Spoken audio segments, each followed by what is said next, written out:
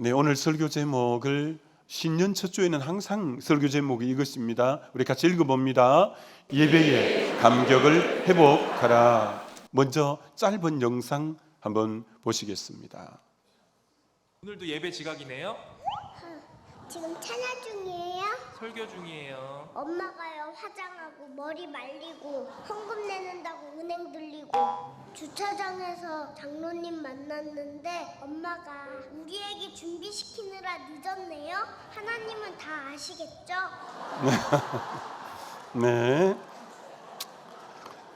자, 오늘 예배에 대해서 말씀을 증거하고자 합니다. 여러분, 신앙생활에 있어서 제일 중요한 것은 뭐니 해도 예배 생활이라 이렇게 말할 수 있습니다.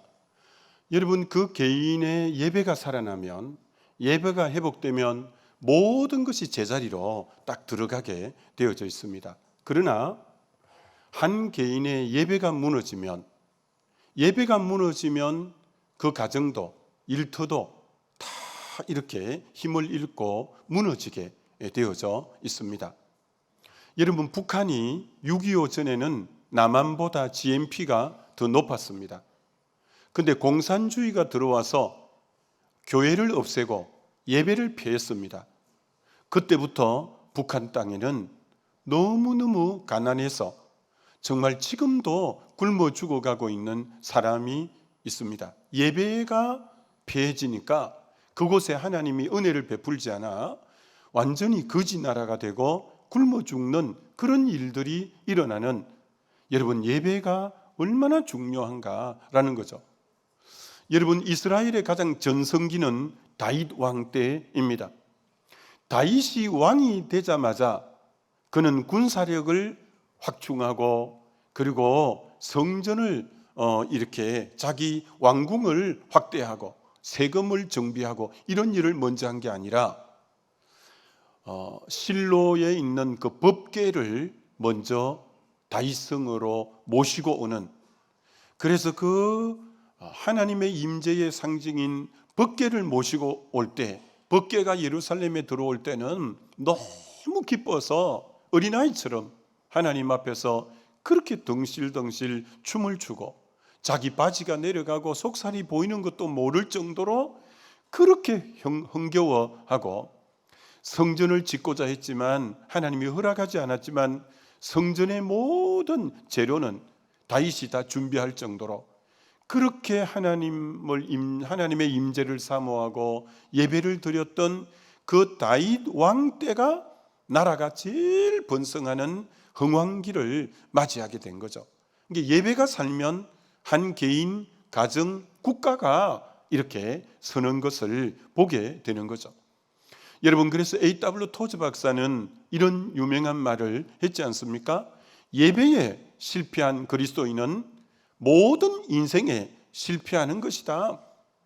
여러분이 꼭 이 말씀 다시 명심하셔야 됩니다. 예배가 실패하면 모든 것은 다 실패할 수밖에 없다는 겁니다. 여러분, 한 신앙인을 무너뜨리려면 그 신앙인이 예배를 잘 못 드리게 하면 그 신앙인은 무너지게 되어져 있습니다. 그래서 마귀가 이 원리를 알기 때문에 어떻게 하든지 예배를 잘 못 드리게 하려고 하는 존재가 마귀라는 거예요. 아니, 부부가 평소에 괜찮다가 예배 드리러 나오려면 그만 싸우고, 그래서 문 팍 닫고 들어오면 혼자 갔다 와 막 이러면서, 그게 여러분 부부 싸움이 아니라 어둠의 것이 그렇게 장난하는 거예요. 그리고 예배 시간에 왔는데 그렇게 잠이 쏟아지고 졸리게 만들고, 그리고 몸이 여기 앉아 있는데 온 생각이 막 부산 찍고 대구 찍고 온 생각이 산만해 가지고 예배 집중을 못하게 만들고, 딱 앉았는데 그 인간이 또 내 앞에 앉아서 막 영 마음이 안 열리고, 어떻게 하든지 간에 예배를 방해하려고 하는 존재가 이 사단 마귀라는 것을 여러분이 잘 아는 게 중요하다는 거예요. 여러분, 이스라엘은 정말 세계의 역사 속에 유례 없이, 여러분, 예루살렘이 AD 70년에 티토스 장군이 와서 예루살렘을 완전히 멸망시켰습니다. 그리고 AD 135년에 그 로마 황제는 팔레스타인에서 아예 이스라엘을 다 추방해 버렸습니다. 그때부터 나라가 없는 민족이 이스라엘이었습니다. 이들이 흩어진 곳이 약 100여 개 국가로 나중에 파악해 보니까 흩어졌고, 그곳에서 2000년 동안 흩어져 살면서 그들의 히브리어라는 언어도 잊어버렸고, 그들은 유대인 중에 백인하고 결혼했기 때문에 백인, 그리고 흑인하고 결혼해서 흑인, 항인하고 결혼해서 항인, 피부색도 2000년이 지나고 보니까 다 다른 거예요. 언어도 다 다른 거예요. 국적도 아까 말한 100여 국가나 되는 다 다른 거예요. 그런데 1948년에 이스라엘이 다 모여서 건국을 한 거예요. 이건 뭐 정말 세계 유례가 없는 그런 역사가 일어난 거예요. 그럼 어떻게 2000년 동안 흩어졌다가 그들이 결속해서 나라를 건국했는데 딱 구심점이 뭐였냐? 이들이 열방에다 흩어졌지만 그들이 생명처럼 고수했던 것이 안식일을 지키는 요 신앙 하나는 아무도 놓치지 않았어요. 언어도 잊어버렸고 피부색도 뭐 다 달랐지만 안식일을 지키는 요 하나 신앙은 딱 유지해서 이들이 그 신앙을 구심점으로, 안식일을 구심점으로 1948년 다시 나라가 재건되는 엄청난 역사가 일어난 거예요. 그래서 유대인 사회에서는 유명한 말이 있습니다. 이들이 생명 지켜 안식일을 지켰는데 세월이 지나서 보니까 유대인이 안식일을 지킨 것이 아니라 안식일이 유대인을 지켜줬다는 거예요. 여러분이 참 중요한 말이에요. 우리 믿음의 선배들도 마찬가지였어요. 우리 믿음의 선배들이 주일 성수를 생명처럼 귀하게 지켰습니다. 주일은 절대 일하면 안 돼, 주일은 절대 뭐 하면 안 돼 해가지고 주일날 교회에 와서 예배 드리는 것을 우리 믿음의 선배들이 생명처럼 주일 성수를 했던 거예요. 그래서 이것도 세월을 흘러서 돌이켜보니까 내가 주일을 지킨 것 같았는데 그 주일을 지킨 신앙이 내 믿음을 지켰고 그것이 우리 가정을 지켰다는 것을 그때 깨닫게 된 거예요. 그래서 우리 정말 믿음에 앞서갔던 선배들은 주일은 결코 범하지 않았습니다. 어떤 일이 있어도 주일 예배 드리는 것을 얼마나 중요하게 여겼는지 모릅니다. 그런데 여러분이 예배를 등한히 하면 그게 야 너 고3이니까 너 이제 대학 가야 되니까 주일날 학원 가고 다음에 대학 가서 예배 드려, 예배를 빠지면 믿음을 잃어버리게 되어 있어요. 직장에 주일 나가는 것이라서 예배를 등한히 하면 믿음은 잃어버리게 되어 있어요. 그분이 사업이 바빠서 주일날 계속 주일을 지키지 못하면 신앙은 무너지게 되어져 있어요. 여러분, 이 주일 성수가 얼마나 중요한지 모릅니다. 여러분, 우리가 몇 년 전에 코로나를 참 우리 역사 속에 유례 없는 예배를 거리두기 때문에 예배 드릴 수 없는, 얼마나 그때 우리 마음이 안타깝고 예배를 못 드렸으니까 참 너무 안타까웠죠. 자, 그러다 보니까 애타하는 마음 가운데 어떻게 하면 성도들을 예배를 드리게 할까 해서 만들어진 게 영상 예배, 유튜브나 줌을 통해서 예배 드리는 그 예배가 생겨났어요. 2, 3년 코로나가 지나면서 많은 성도들이 영상 예배에 익숙해져 갔어요. 이제는 코로나가 끝나서 몸도 건강한데 바쁘고 분주하면 오늘은 뭐 영상 예배 드리지 뭐 하면서 교회를 나오지 않고 영상 예배를 드리는 거예요. 여러분, 우리는 영상 예배 1부에서 4부까지 드리는 분들이 800여 분이 돼요. 그래서 영상 예배를 드리는 분들이 많아져 가는 거예요. 그래서 해외 출타가 있으면 끄리낌도 없이 영상 예배 드리면 되지 뭐, 주일날 바쁜 일이 있으면 영상 예배 드리면 되지 뭐. 여러분, 교회에 와서 예배 드릴 수 있음에도 불구하고 조금만 분주하면 영상 예배 드리지 뭐 하고 여러분이 하는 거예요. 여러분, 분명히 말씀합니다. 예배 드리는 태도는 내가 하나님을 향한 태도와 똑같은 거예요.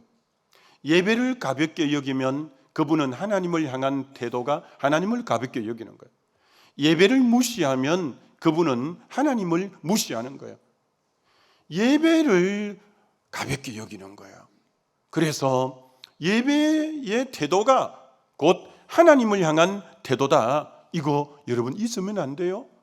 히브리서 10장에 이런 구절이 있는 것 여러분 아시죠? 서로 돌아보아 사랑과 선행을 격려하며 모이기를 피하는 어떤 사람들의 습관과 같이 하지 말고 오직 권하여 그날이 가까움을 볼수록 더욱 그리하자. 말세가 되면 사람들이 모이기를 피하는 일들이 일어날 거래요. 그날은 바로 말세 종말을 나타내요. 그러나 성경은 우리에게 뭐라고 하냐? 말세가 될수록 모이기를 힘쓰라고 성경은 그렇게 말씀하고 있다는 거예요. 근데 많은 사람들이 야, 나 뭐 구원 얻었는데 뭐 굳이 꼭 모일 필요까지 있어? 귀찮게 막 이러는 거야. 예배를 귀찮게 여기고. 근데 초대교회는 우리 모든 믿음의 하나의 거울 같고 모델 같은 교회가 성경에 나오는 초대교회죠. 여러분, 초대교회 사도행전 2장 46, 47절에는 날마다 마음을 같이하여 성전에 모이기를 힘쓰고 집에서 떡을 떼며 교제하며. 초대교회 때는 두 가지 모임이 있었는데 성전에 모이기를 힘쓰는, 그래서 성전 예배를 뭐라고 하냐? 여러 사람이 같이 예배 드리니까 대그룹 예배라고 해요. 그리고 주중에는 집에서 모여서 떡을 떼고 교제하며 기도에 힘쓰면서 소그룹 구역 예배 같은 소그룹 예배. 우리 신앙은 균형을 이루어야 되는데 주일날 이렇게 같이 예배 드리는 대그룹 예배와 주중에 소그룹이 모여서 서로 기도 제목도 나누고 삶을 나누고 감사도 나누고 서로 웃어주고 울어주고 하면서 교제권을 이어가는 소그룹 예배, 이 두 예배가 잘 자리 잡아야 그분의 신앙은 정상의 궤도에 오를 수 있는 거죠. 미국의 대부흥을 일으켰던 D.L. 무디가 자기 교회에 나오는 성도님 중에 유력한 분이 계신데 주일날 한 번 빠지고 두 번 빠지고 자꾸 빠지는 거예요. 그래서 D.L. 무디 목사님이 그 집에 주중에 신방을 한번 간 거예요. 그랬더니 그분이 뭐라고 하냐면은 교회 안 나가도 제 믿음 잘 지키면 되지 않습니까? 이렇게 반응을 보이는 거예요. 제가 교회 안 나가도 제 믿음 잘 지키면 되지 않습니까? 이렇게 반응하는 거예요. 그래서 목사님이 대꾸를 안 하고 그때가 겨울이었는데 집안에 석탄난로를 떼어서 훈훈하게 하는데 석탄난로 안에 조개탕 같은 게 여러 개 벌겋게 달아올라서 있는데 집게를 하나 석탄난로 안에 이어서 하나를 벌건 걸 끄집어내서 옆에 있는 그릇에 딱 놓았더니 금방 시커멓게 되고 잿더미와 숯덩이가 되는 거예요. 여러분, 우리가 서로 모여서 예배해야 신앙이 뜨겁게 불붙지, 그걸 떼어서 놓으면 신앙의 불은 금방 꺼져버리기 때문에 성경은 우리가 성전에 모이기를 힘쓰라 이렇게 말씀하고 있는 거예요. 요새는 워낙 개인주의가 강해서 개인 신방 받기도 대부분 주저하고 있고, 그래서 예배 안 나와도 요새는 이렇게 질책하는 분들이 많지 않아요. 여러분이 예배 빠진다고 부교육자들이 여러분에게 질책 안 할 겁니다. 여러분이 부교육자가 질책을 안 한다고 하나님도 그대로 보고 있다라고 생각하면 큰 오산이다라고 할 수 있는 거예요.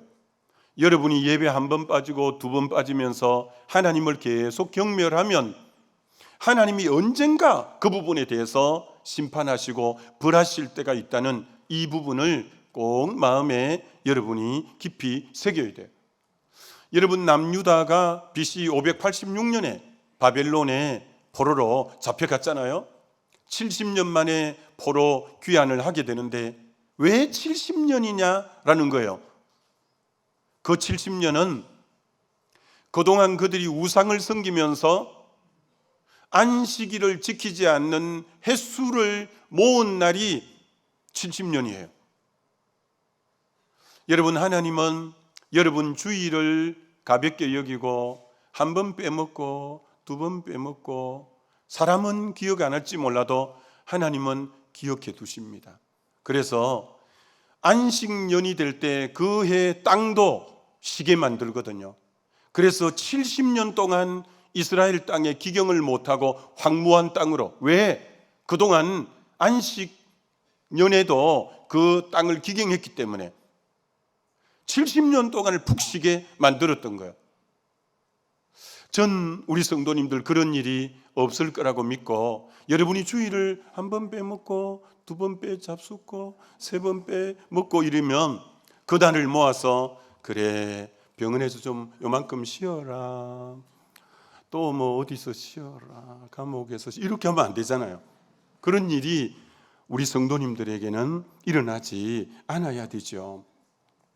여러분, 성경에서 하나님이 귀하게 썼던 사람, 하나님으로부터 복을 받은 사람은 한결같이 예배를 소중하게 여겼던 분들이죠. 아브라함이 가는 곳마다 맨 처음에 한 일이 단을 쌓았더라. 아브라함의 가족이 이 사라와 이삭과 그 가족이 있잖아요. 이삭이 늘 어릴 때부터 아버지의 하는 행동을 보는 거예요. 아버지는 어디만 가면 예배를 우선순위로 예배의 단을 쌓고 이삭도 또 그렇게 합니다. 이삭이 가는 곳마다 단을 쌓고 언제나 예배가 우선순위일 때 하나님은 아브라함도 복 주시고 이삭도 복 주시고 얼마나 하나님이 귀하게 들어 쓰는지 모릅니다. 그러다가 세월이 흘러가 아니라 그 앞에 노아 방주 때는 너무 제약이 간영해서 하나님이 물로 다 썰어버리잖아요. 근데 노아는 당시에 완전한 자고 의인이고 하나님께 은혜를 받은 자라서 노아의 8 식구는 이제 방주에서 다 심판받을 때 구원하잖아요. 구원하는데 하나님이 다 노아의 8 식구와 짐승들을 쌍쌍이 싣게 하는데 정결한 짐승만큼은 7쌍씩 싣게 하시는 거예요. 왜? 하나님은 하나님의 디자인, 하나님의 구상이 뭐냐? 노아 8 식구로부터 다시 인류가 이렇게 퍼져나갈 때 정말 이 백성들은 정결한 짐승으로 하나님께 제단을 쌓는 예배하는 족속이 되어야 되겠다. 근데 만약 2쌍씩만 실어 넣어버리면 그거만 번제로 드려버리면 그 종이 끊기면 안 되잖아요. 하나님은 예배를 구상해서 정결한 짐승은 7쌍씩 실으라고 해서, 그래서 노아가 홍수가 끝나고 방주에서 나오자마자 맨 먼저 한 것이 그 정결한 짐승으로 예배의 단을 쌓는 거예요. 하나님이 제일 원했던 게 예배하는 이 백성이 되기를 원했던 거죠. 여러분, 출애굽을 할 때 모세가 바로에게 가서 하나님의 백성들이, 이스라엘 백성들이 광야에서 희생 제사를 드리려 하오니 이 백성을 보내주소서. 여러분, 출애굽의 목적이 희생 제사입니다. 예배입니다. 예배. 이 백성이 하나님께 예배하고자 하니 이 백성을 보내달라고. 여러분, 출애굽의 목적 자체도 예배라는 거예요. 예배. 여러분, 남유다가 마지막에는 우상 숭배가 계속 왕들이 우상을 숭배해서 예배가 실패하자 더 이상 하나님은 이 나라 안 되겠다. 그래서 BC 586년에 바벨론으로 보내버리는 거죠.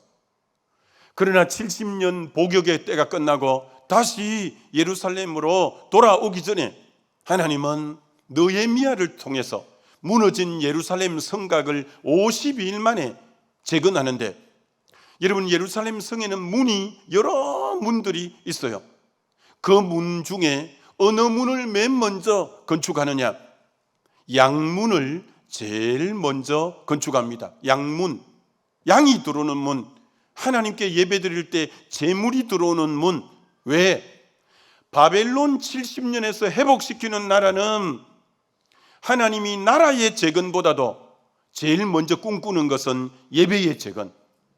먼저 양을 드리면서 그들이 예배하고 회개하고 다시 새로운 민족으로 출발할 때 하나님이 제일 우선순위로 두는 것이 예배였기 때문에 느헤미야가 예루살렘 성곽을 건축할 때 양문을 먼저 건축하라. 하나님의 온 관심은 이 백성이 예배가 재건되면 이 백성은 되는 거예요. 그걸 알기 때문에 여러분이 2026년 단연코 말하지만 여러분의 삶의 우선순위로 예배가 먼저 회복되고 예배가 하나님께 상달되고 예배 가운데 임재를 경험하면 여러분 인생은 반드시 살아나고 가정은 회복되고 일터는 회복되고 그런 역사가 일어나게 되어질 줄 믿습니다. 그게 성경이 우리에게 보여준 거죠. 다시 말합니다. 예배의 태도는 하나님을 향한 태도라는 거예요. 딱 예배 자세를 보면 저분이 하나님을 향한 마음이 어떤가 이게 보여진다는 거예요. 여러분, 말라기 선지자는 구약의 마지막 선지자 아닙니까? 여러분, 말라기 선지자 다음의 선지자가 누구예요? 세례 요한이에요. 그럼 말라기 선지자와 세례 요한까지의 거리가 어떤 의미로 400년이라고 신구약 중간사 400년 침묵기예요. 여러분, 왜 하나님이 말라기 선자를 보내고 그 다음 선자를 400년 동안 안 보냈냐? 여러분, 하나님의 음성이 없으면 양은 우리가 양이잖아요. 주님이 목자고 양은 목자의 음성이 양의 출발점이에요. 목자의 음성이 없다면 양은 나갈 길이 없는 거예요. 그럼 왜 하나님이 말라기 선자 뒤에 하나님이 선자를 보내지 않고 400년 동안 암흑기, 침묵기가 되게 하셨는가? 예배의 실패가 그 원인이었죠. 말라기서에 보면 하나님께 제물을 가져오는데 눈 먼 것, 다리 저는 것, 병든 것을 하나님 앞에 드리는 거예요. 아니, 하나님께 제물은 가장 깨끗한 것, 흠없는 것, 가장 귀한 것, 그것을 하나님께 정성을 다해서 온 마음으로 드리는 게 이게 제물 드리는 원칙인데 너희 제물을 총독에게 갖다 주어봐라. 그걸 받겠느냐? 하나님을 그렇게 무시하고 업신여겼어요. 말라기서 1장 13절을 볼까요? 만군의 여호와가 이르노라. 너희가 또 말하기를 이 일이 얼마나 번거로운고 하며, 지난 성경에는 얼마나 번패스러운고, 야, 예배 드리는 거, 제사 드리는 거 너무 번거롭다. 다른 번역에 보면 얼마나 지겨운 일인가, 보라 얼마나 진절머리가 나는가, 아, 지긋지긋하다, 실정난다. 여러분, 말라기 때 그 백성들이 하나님이 우리를 사랑해 이러면서 예배를 저렇게 진절머리를 내고, 야, 예배 드리는 거 번거롭다, 벌써 주일이야? 막 이러면서 예배를 그렇게 귀찮게 여기고 싫어하는 거예요. 그래서 하나님이 400년 동안 침묵한 거예요. 그 기간에 AD 70년에 티토스 장군이 올라와서 예루살렘을 전멸을 시켰어요. 그때 유세비우스 역사책에 예루살렘의 피가 말 발굽까지 피가 올라올 정도였다고 하는 거예요. 그때 마가피 전쟁이라고, 그 전쟁에 얼마나 피 흘리는 역사가 일어나고 하나님께 예배 실패가 얼마나 많은 저주를 그들이 당했는지 몰라요. 여러분이 예배 태도는 하나님을 향한 태도예요. 여러분, 엘리 그 두 아들 홈리 비나스 때 예배를 어떻게 드렸냐? 예배를 어떻게 드렸냐? 여러분 볼까요? 여러분, 사무엘상 2장 29절에 저들이 예배를 이렇게 드렸어요. 너희가 어찌하여 내가 내 처소에서 명령한 내 제물과 예물을 밟으며 내 아들들을 나보다 더 중히 여겨 내 백성 이스라엘이 드리는 가장 좋은 것으로 너희를 살찌게 하느냐? 저들은 제물과 예물을 밟아버렸다는 거예요. 하나님께 드려야 될 것을 아들을 하나님보다도 더 중히 여겨가지고 아들들에게 하나님께 안 드리고 아들들에게 줌으로 그들이 가장 좋은 것으로 그들만 살찌웠다는 거예요. 예배가 실패했어요. 그리고 하나님의 백성들이, 그들이 제사장이니까 예배 드리려 그들을 통해서 예배를 드리는데 이들이 백성들이 제물을 가져오면 하나님께 드리기 전에 자기들이 먼저 새살코리로 살점을 끄집어내서 갖다 먹는 거예요. 그 다음 구절을 보면 이렇게 말해놓은 부분이 있습니다. 그 사람이 이러기를, 그 예배 드리러 온 사람이 이러기를, 반드시 먼저 기름을 태운 후에 내 마음에 원하는 대로 가져가라. 왜 아직도 하나님께 기름 태워 바치고 이렇게 하나님께 드리기도 전에 먼저 가져가려고 하느냐? 그랬더니 홈리 비느하스가 그가 말하기를, 아니라 지금 내게 내라. 아니, 하나님께 드리기도 전에 내라는 거야. 그렇지 않으면 내가 억지로 빼앗으리라 하였으니 이 소년들, 그러니까 홈리 비느하스니까 복수를 했죠. 이 소년들의 죄가 여호와 앞에 심히 크면 그들이 여호와의 제사를 멸시하였더라. 하나님이 다른 것은 조금 봐주는 한이 있어도 뭐 하나는 적극적으로 심판하느냐면 예배를 방해하고 예배를 멸시할 때는 하나님이 못 참습니다. 그게 우리의 존재의 목적이니까. 예배를 멸시한 거예요. 예배를. 그래서 하나님이 이 가정에 이렇게 해주리라는 약속도 많이 했는데 그 다음 하나님이 이렇게 하신 거예요. 그러므로 이스라엘 하나님, 나 여호와가 말하노라. 내가 전에 너 집과 너 조상의 집이 내 앞에 영원히 행하리라 하였으나 이제 나 여호와가 말하노니 결단코 그렇게 하지 아니하리라. 자, 그러면서 유명한 말씀하세요. 나를 존중히 여기는 자를 내가 존중히 여기고 나를 멸시하는 자를 내가 경멸하리라. 저들이 하나님을 너무 멸시했어요.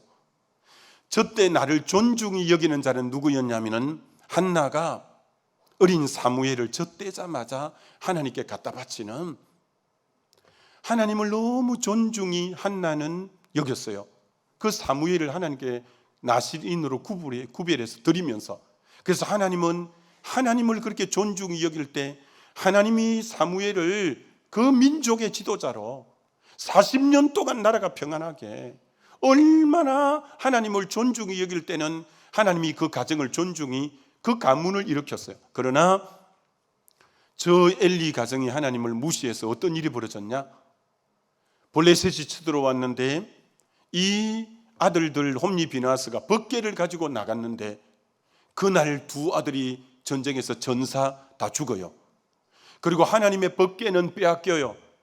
이스라엘 백성은 3만 명이 전쟁에서 죽게 되어져요. 그 소식을 들은 아버지 대제사장 이 엘리는 몸이 너무 비둔해서 의자에 앉아 있다가 비보를 듣고는 의자에서 굴러 떨어져 목이 부러져 죽어요. 그리고 그 비느하스의 아내는 만삭이었는데 남편이 죽고 시아버지가 죽는 것을 보고 아기를 놓으면서 난산으로 죽게 돼요. 비느하스 아내가 죽으면서 애 이름을 이가봇, 하나님의 영광이 이제 우리 가문에서는 떠났다. 제일 비참한 말이에요. 이가봇, 하나님의 영광이 이제 떠났다는 말이에요. 왜? 예배를 멸시했어요. 예배를 업신여겼어요. 여러분, 예배를 업신여길 때 하나님이 가장 진노하시는 것을 보는 거예요. 다시 말합니다. 예배의 태도가 하나님을 향한 태도라, 이렇게 말할 수 있죠. 예배가 영어로 worship인데 was, 가치라는 말과 ship이라는 말의 합성어이죠. 예배는 나의 가장 가치 있는 것을 하나님께 올려드리죠. 왜? 하나님도 자기 독생자 제일 가치 있는 걸 내게 주어서 나를 살려주셨기 때문에 그 은혜를 생각할 때 나의 가장 소중하고 나의 가장 가치 있는 것을 올려드리는 행위가 예배예요. 왜 첫 예배인 창세기 4장에 가인과 아벨의 예배 가운데서 아벨의 제사는 하나님이 열납, 기쁠 열자 받을 납자, 기쁘게 받은 거예요. 근데 가인의 제사는 받지 아니했어요. 아벨의 제사를 하나님이 기쁘게 받은 것은 이걸 바쳤다고 성경은 말씀하고 있는 거예요. 양의 첫 새끼와 기름으로 드렸다. 양의 첫 새끼. 하나님이 출애굽기 12장 2절에 초태생은 내게로 돌리라. 이는 내 것이니라. 처음 것은 하나님의 것이에요. 그래서 지금 그 양의 첫 새끼를 정성껏 하나님 앞에 기름과 함께 올려 드릴 때 하나님이 기쁘게 받으신 거예요. 여러분, 처음 것은 하나님 것이에요. 여러분, 우리 믿음의 선배들이 처음껏 하나님께 다 드렸어요. 월급 처음 받을 때 너 월급 처음이지 하나님께 드렸어요. 첫 수확물 하나님께 다 드렸어요.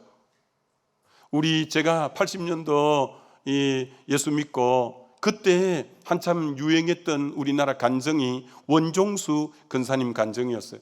이 원종수 근사님은 대전고등학교에 다닐 때 악대부를 해서 성적이 항상 반에서 꼴찌나 그 앞에 할 정도로 공부를 못했어요. 어머니 근사님 홀어머니인데 아들 종수 하나 보고 사는데 이 종수가 고등학교 다니면서 공부를 너무 못하는 거예요. 근데 새벽기도는 늘 어머니가 데리고 다녔어요. 근데 어느 날 하나님이 이 아들에게 지혜를 준 거예요. 이 종수가 성경을 보고 성경을 딱 덮었는데도 성경이 그 장에 뭐가 있더라 딱딱딱딱 생각이 다 나는 거예요. 근데 학교에 가서 수업을 했는데 책을 보는데 책을 딱 덮었는데도 어느 페이지에 뭐가 있고가 되는 거예요. 그래서 서울대 의대를 들어가요. 그 꼴찌 하던 애가 서울대 의대를 들어가요. 서울대 의대를 들어가는데 거기서 공부를 잘해서 장학금을 받아요. 그래서 홀어머니가 너무 가난하게 살고 그래서 어머니에게 이 장학금으로 고기 한 건 사드려야 되겠다. 그래서 서울에서 마지막 기차를 타고 대전에 어머니 보러 이제 장학금 가지고 오는 거예요. 그래서 늦게 마지막 막차 열차를 타고 대전역에 내려서 어머니에게 어머니 장학금 탔어요. 어머니 고기 한 건 좀 사드리고 싶어서 왔다고 하니까 그 어머니가 이렇게 말하죠. 종수야, 너 장학금 처음이지? 예, 처음이에요. 처음 것은 누구 것이지? 하나님 거요. 그리고 그 다음날 새벽기도 때 갖다 바쳐버리더라네. 그래서 너무 서운했대요. 어머니 좀 고기 사드리고 싶었는데 그걸 세상에 그 다음날 새벽기도 되자마자 새벽기도까지 따라 나갔더니 하나님께 그만 바쳐버리는 거예요. 너무 서운했는데 그 믿음이 들어간 거예요. 아들에게. 이 아들이 가는 곳마다 하나님이 기름 부으시고 지금 미국 디트로이트시에서 암병동을 크게 하면서 얼마나 많은 영혼 구원과 귀하게 하나님이 그를 축복하는지. 처음 것이 있으면 하나님께 드리는 거예요. 처음 것이 있으면 지난 1월 달에 누가 큰 돈을 헌금하신 분이 계셔서 너무 크게 했으니까 아마 사무장이 보통 때는 뭐 그렇게 안 하는데 누가 이렇게 큰 헌금을 하셨다. 내가 보니까 2024년도에 등록하신 분이에요. 그런데 아마 집을 팔고 그 잉여금을 어떻게 하나님께 드린 것 같아요. 이게 하여튼 처음 것을 주님 앞에 드리려고 하는 그 어떤 중심이 참 너무 귀한 거죠. 여러분 솔로몬이 그 왕이 되자마자 1,000번제를 드렸어요. 학자들이 1,000번제가 뭐냐? 1,000일 동안 번제를 드렸다는 말이냐? 아니면 한 날에 번제를 드렸다는 말이냐? 근데 대다수의 신학자는 한 날에 1,000번제를 드린 것으로 이렇게 이해하죠. 온 정성을 다해 여러분 1,000번제를 하루에 드리니까 하나님을 향한 이 정성이 얼마나 대단했어요. 하나님도 감동을 받아서 꿈에 나타나잖아요. 솔로몬아, 내가 너에게 무엇을 해줄꼬? 이 솔로몬이 제가 나이는 어리고 이 중차대한 백성들 제가 어떻게 재판해야 될지도 모르고 하니까 제게 듣는 마음 지혜를 주십시오. 그 구하는 게 하나님 마음에 맞아서 하나님이 지혜도 주고 부와 기와 모든 이런 복도 주신 이유는 예배가 너무 정성스러운 거예요. 여러분 예배 정성을 다해서 드려야 돼요. 우리 옛날 믿음의 선배들은 이 주일날 예배 드리기 전에 토요일 저녁에 목욕 재개 다 했어요.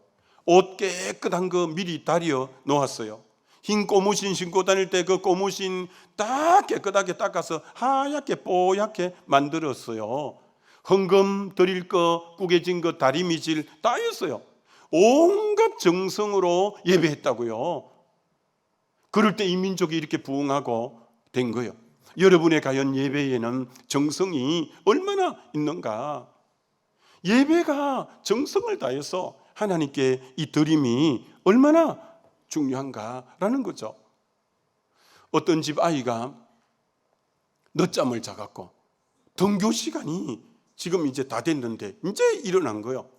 집이 난리가 난 거예요. 엄마가 콜 택시를 부르고 그래 겨우겨우 애를 학교에 보낸 거예요. 어느 날 남편과 아내가 늦게 자는 바람에 출근 시간 바로 코앞인데 난리가 나서 막 겨우 간 거예요. 근데 예배 시간 늦으면요 콜 택시도 안 부르고요, 학교 등교보다도 직장 출근보다도 더 못하게 생각하는 게 예배예고만 늦으면 늦었는가 봐 뭐 이러면서 영상 예배나 드릴까. 그래갖고 어떻게 복을 받겠어요. 여러분의 예배가 정말 정성을 다해서 예배해야 돼요. 예배. 올 한 해 여러분이 정말 다른 건 몰라도 예배의 성공자가 돼요. 이 글을 보여드리고 마무리해 봅니다. 맨 마지막, 예배의 목적이 뭐냐면 우리가 은혜 받는 게 아니에요. 예배는 나를 구원하시고 나를 사랑하시고 동행하시는 그분께 영광을 올려드리는 행위. 예배의 목적이 하나님께 영광을 올려드리는 거예요. 그럼 예배의 목표는 뭐냐? 예배를 통해서 하나님 만나는 거예요. 하나님 만나는 게 예배의 목표예요. 인생에 문제가 많은 것 같아도 대답은 딱 하나예요. 하나님 만나기만 하면 인생의 다양한 문제가 해결이 되는 거예요. 여러분은 예배 때마다 하나님께 영광 돌리고 온 정성을 다해 예배하고 준비된 예배를 드림으로 예배 때마다 임재를 경험함으로 인생의 모든 문제를 해결받는 예배의 승리자 다 되시기를 주님의 이름으로 축원합니다.